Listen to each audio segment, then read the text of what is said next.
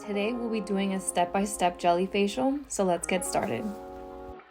Here I'm using our gentle cleanser. This is best for post-inflammatory erythema, as you can see on my client's face. You'll want to choose a soothing and non-stripping cleanser to avoid further inflammation or irritation.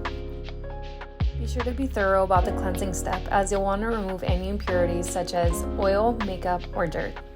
Once you're finished, grab some facial sponges and begin removing the cleanser. You may double cleanse if you need to. Use a warm towel to remove any remaining cleanser.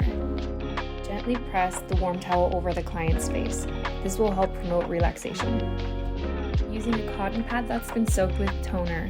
Use a toner to restore your skin's natural pH balance, as well as tighten the appearance of pores. Our toner also preps your skin to absorb the ingredients in the next steps. Now it's time for the mask. Here I'm using the antioxidant Superfruits jelly mask. This mask helps to introduce antioxidant phytonutrients, vitamins, minerals, and healthy fats into the skin.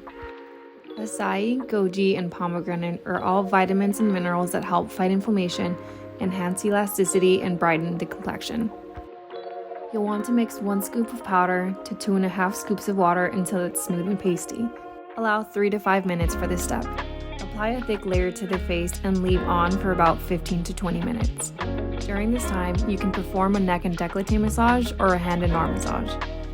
Peel off the mask after the appropriate time has passed.